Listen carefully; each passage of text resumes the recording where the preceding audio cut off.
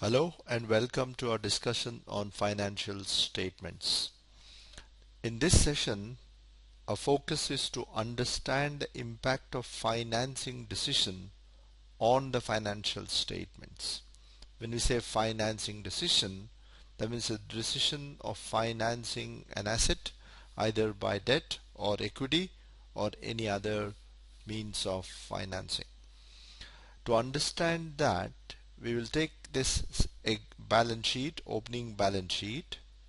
We have few transactions and we would like to examine this, that the purchase of assets for 20,000, what will happen to the financial statement if the business finances this acquisition of plant through loan or through the shares. We can have some questions. Number one, will the financing decision, will the financing or what will be the effect of, what will be the effect of the financing decision, the effect of the financing decision on the profit generating and profit distributing ability of the business. Profit generating and profit distributing ability of the business. So that means we want to find out, besides checking the effect how this financing decision will impact the financial statement, we also want to understand, will this have an effect on the profit generating ability and the profit distributing ability of the firm. Let us take it to the Excel. So we have the opening balance sheet, the set of the transactions, and so the opening cash in hand is 2,000. You purchase during the year entire stock sold, sales is entire stock sold for 50,000, and so sales is a receipt, sales is 50,000. Since entire stock is sold, under the expenses, COGS, the cost of goods sold, will be 27,000, and the COGS becomes 0. So all the entire stock is sold and COGS is 27,000 because of matching principle, and entire sales is a inflow or the receipts too. Interest paid, interest on LTD is an expense, so therefore 0.10 for the year. We assume that interest is a payment.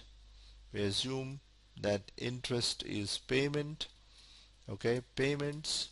So interest, we make the payment immediately, so no outstanding interest. Now we are purchasing the plant. When we are purchasing the plant and we are making the payment through or financing it through loan of 9%, so let us assume that we are receiving the loan first, 20,000. And what are we doing with that loan? We are purchasing a plant of 20,000, and the loan and the plant will appear on the balance sheet as 20,000, and in the balance sheet a new loan of 9% loan will appear on the balance sheet, 20,000. So on the date of acquisition of the plant, if the asset is financed by the loan, then the loan will appear on the sources side and the corresponding asset will be the plant on the asset side. So acquisition of plant resulted in creation of a liability. And now assuming that the plant has been purchased at the beginning of the year, we have to show the interest. Okay, we have to show the interest on the loan. So interest on the new loan, 9% loan, so therefore interest will be 0.09, 0.09 1800, and let us assume that we paid that interest.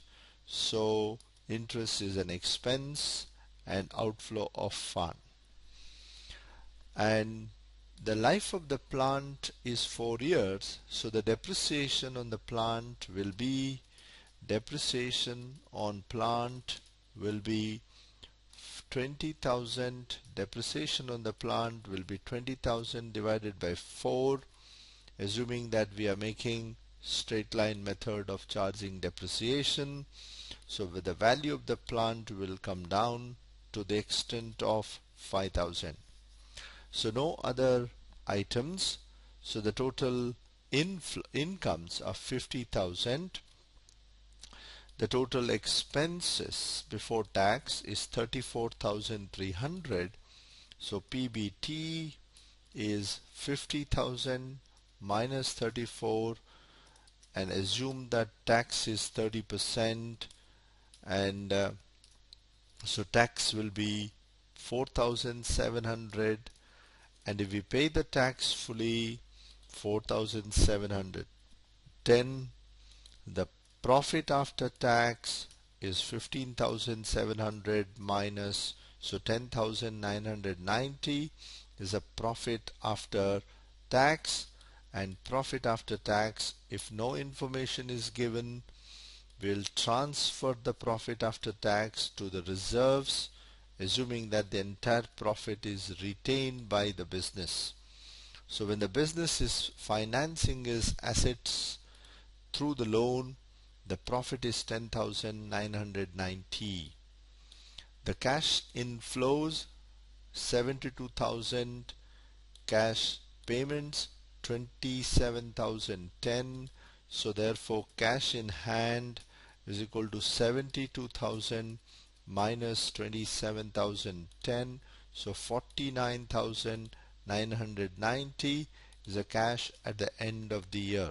Cash at the end of the year. No other transaction, so therefore the balance sheet, no change in the capital, no change in the loan, no change in the creditor.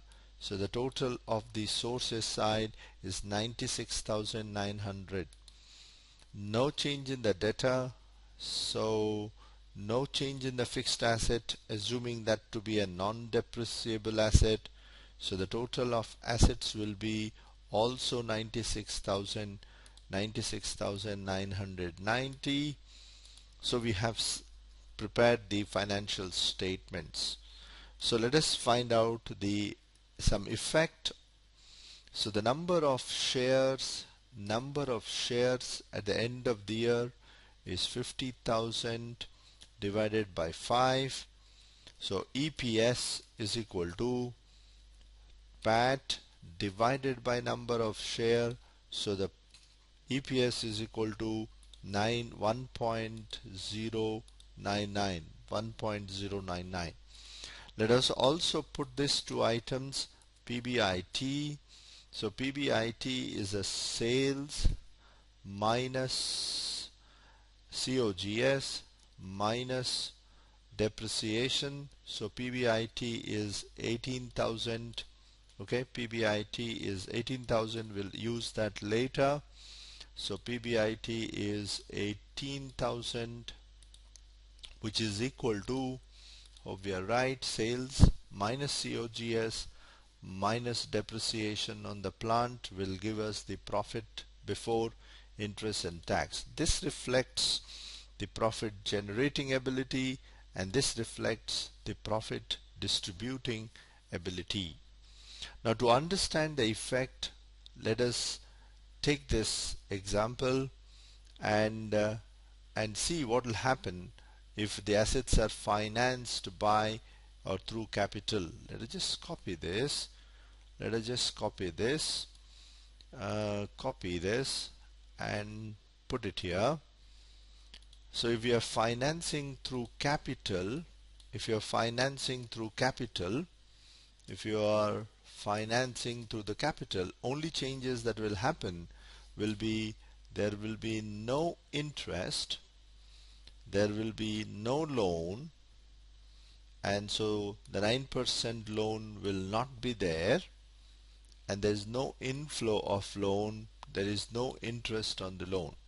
However, the shares have to be issued. Shares to be issued is equal to the cost of the asset, cost of the plant divided by the market price of the shares. We know that the cost of the plant, okay, cost of the plant is equal to 20,000. The cost of the plant is 20,000. Cost of the plant is 20,000. The market price of share per share is equal to 50. So the number of shares to be issued, the number of shares to be issued is equal to, number of shares to be issued is equal to 400. The face value of the share is 5. The face value of the share is 5. So therefore the capital is always valued at the face value. The share premium, any excess paid or received, that is 45, is a share premium, and share premium is 18,000.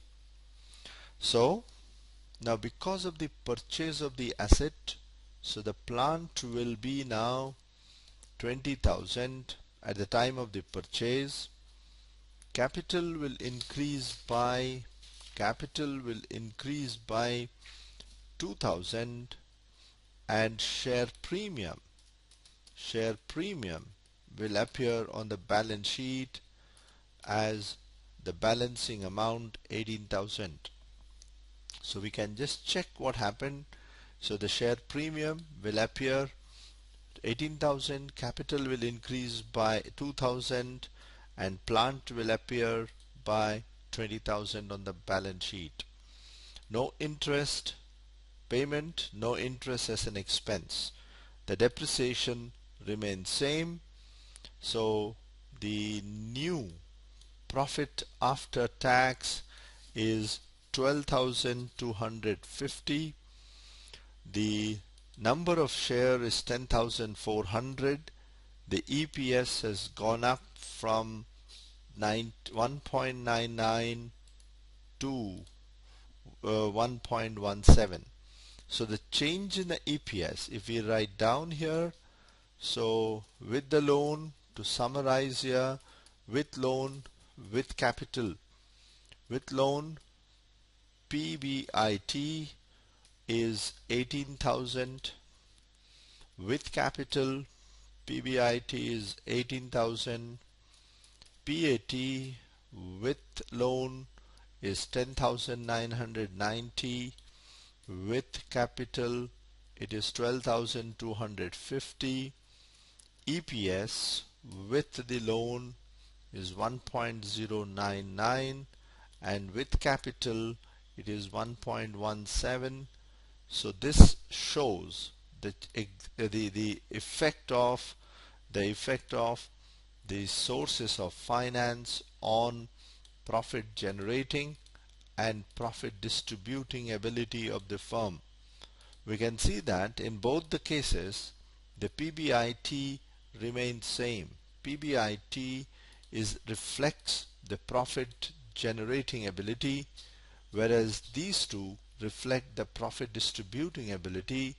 So profit generating ability is independent of the financing decision of the company, whereas the profit distributing ability is dependent on the financing decision of the company, and the profit distributing ability is reflected by the profit after tax, or is also reflected by a ratio which is popular, which is the earning per share.